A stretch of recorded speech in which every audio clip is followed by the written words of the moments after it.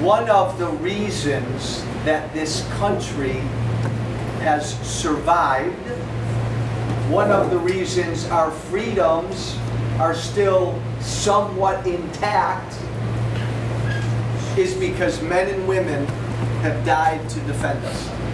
Men and women have been maimed to defend us. Men and women have been forever psychologically scarred to defend us. Through the years. Currently. Thank God they did, and thank God they still do.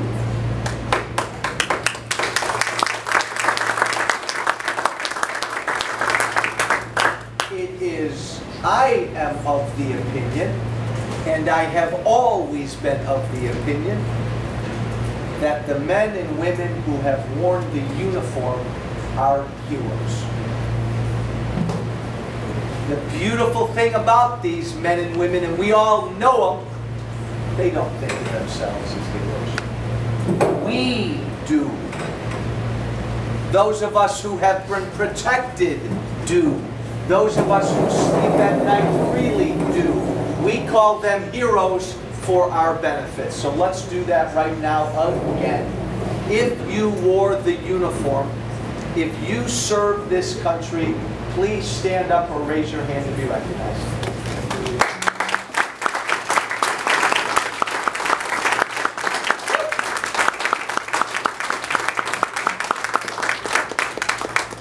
Now sit down.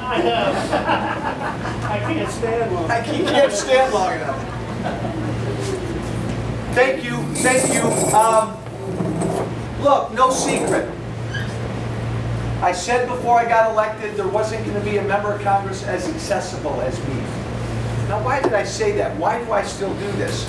Because I really think it's important. If you're a Republican or a Democrat, you're a conservative or a liberal, you're somewhere in between, you love where the country is, you can't stand where the country's going, I think it's really important that you all, if you want, you have a chance to tell me. You have a chance, a direct opportunity to tell your congressman what you think. I cannot stand Republicans and Democrats who don't do this. I can't stand Republicans and Democrats who hide behind the media, who hide behind their staffs, who invite, who you have to have an invitation to go to some event. I think it's so important to let everybody in my district know that Joe Walsh is going to be at the Elk Grove VFW from 7 to 8:30 at night, Monday night. If you want to come give them peace of mind, do it. Nobody will get in between you and me. Folks, we got a lot of problems. One of the reasons we have a lot of problems is people in my profession, politicians, they really think they're something different. They think they're pretty special. We send them to Washington forever. They start to look, sound, smell, and taste different.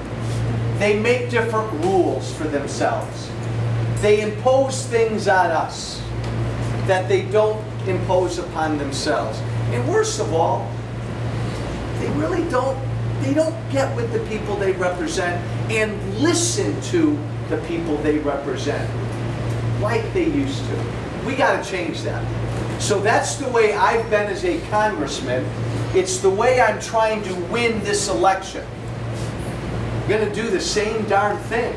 I'm going to try to get in front of and listen to as many voters as I can. And if they don't come out, they don't come out. But I'm going to continue to put that invitation out. This country we love is this close to changing forever. Big election in November. Huge. I don't think anybody deserves to get elected if they don't put themselves out here like this, Republican or Democrat. Yes. You don't. You just don't. I'd say any election, but especially this election. I mean, every politician says now, whether they really feel it or not, they all say now, this is the most important election in our lives. They all say that now. If they truly believe that,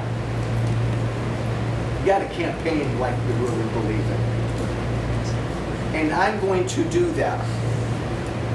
My opponent, Tammy Duckworth, will do the exact opposite. Here's what Tammy's doing. That camera's Tammy's, that camera's Tammy's, and that camera's Tammy's. So this is a very interesting campaign.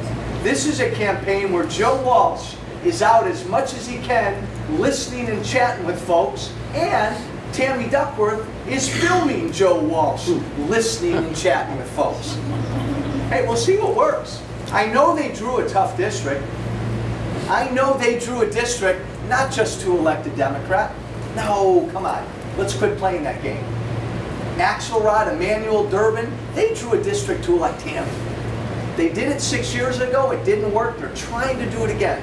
We know that. I'm a big boy. I know this is going to be a tough race. And we'll talk about issues tonight. The issues that this campaign should be about. And I'm gonna shut up in about 4 minutes because we're gonna open this up like we always open it up. I'm just gonna say this till I'm blue in the face though. You want to change this country? Do you really, truly want to change this country? Follow me. And this will be on tape. Back to what it was founded upon. Woo! Yeah! That's a radical notion.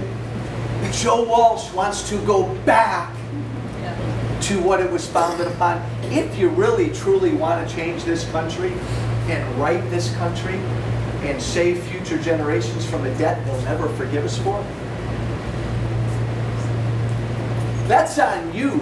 That's not on politicians. It's on you to elect politicians who are no longer going to treat themselves like they're better than you. Gotta be honest, I'm a Republican. A proud Republican.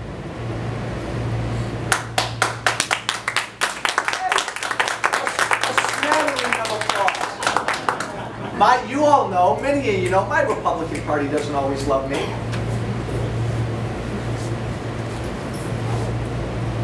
Way too many Republicans and Democrats I know in Washington truly don't get how serious the situation is in the country right now, and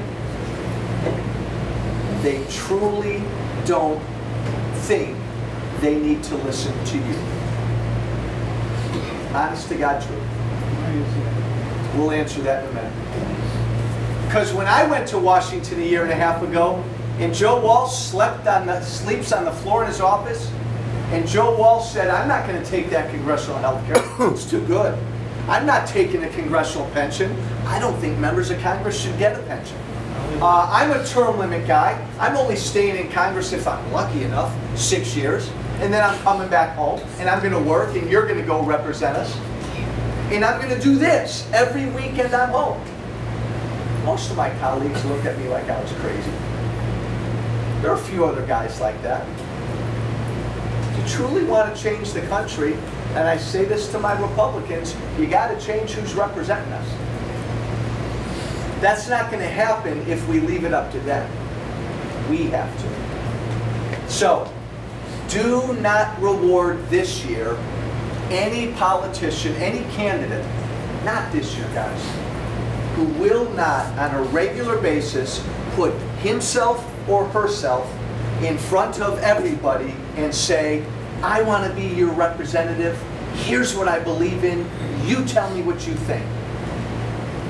If a candidate can't do that, send them packing, no matter what party they are. We have one rule in our town halls. One rule, simple. Respect. Respect everybody. Respect every opinion. I will do my best to. Do your best to respect me. Most importantly, respect everybody else. I'm going to be done talking in about a minute, and then we're going to open it up. Because I want to hear from you.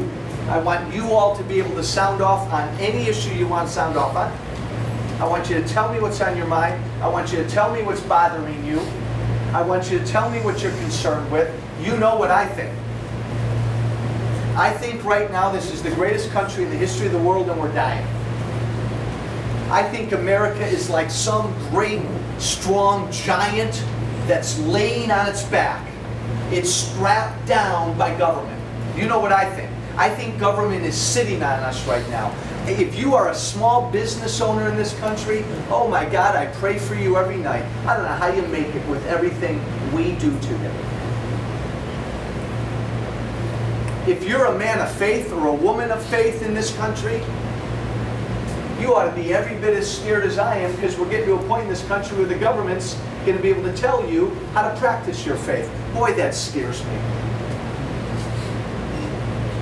You got a manufacturing plant, couple hundred employees, and you got this big thing called Obamacare that's coming at you, and you don't know how it's going to impact your business. Because the knuckleheads who passed the law, they don't know how much it's going to cost. You don't know what to do, and so you're not going to hire anybody. You're just not going to grow. You're just going to sit on your hands because you're scared to death with what Washington's put in front of you. I understand. You're a senior. You're a senior. And you know, because seniors are smart. Seniors are smart and they're informed. And they know that unless we reform Medicare, it's gone in about 10 years. And there are a lot of politicians that think seniors don't care about. Hey, Cassie, raise your hand. That's Cassie right there. A lot of politicians think seniors don't care about Cassie. Don't touch my Medicare. That's what a lot of politicians think, seniors think. Don't touch my Social Security. I don't care if it's around for Cassie's generation. That's what a lot of politicians think. I don't think seniors think that way. So when I tell seniors that every politician in DC, from Obama to Walsh, knows that Medicare will be gone in 10 years unless we fix it, I think seniors care about that. Social Security, probably right behind. I think seniors care about that.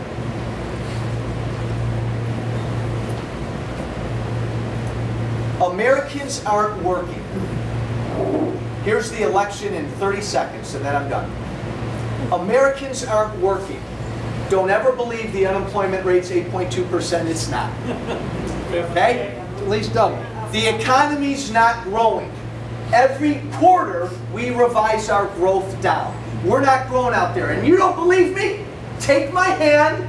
The next afternoon I'm home. Walk through any town in this district. Elk Grove, Schaumburg, Addison, Bloomingdale, Elgin, Carpentersville, Palatine. Walk with me for 2 hours, and you know what? They look like ghost towns. Ghost towns. 23,000 square feet available for lease or sale. Everywhere you look. Restaurants closed up and boarded up. What a depressing sight. Big markets like Kmart and a lot of all these other big strip malls closed up. Like ghost towns. This is the hardest working, most entrepreneurial, most energetic country ever. And we can't get up off our back because government's got us pinned down. Shame on us. Americans aren't working. The economy's not growing. We're broke. Let me say this one with a smile. I'll give you my best Irish Catholic smile. Friends, we're broke. Cassie, come up here. Get up here, Cassie. Come on. Give me a chair.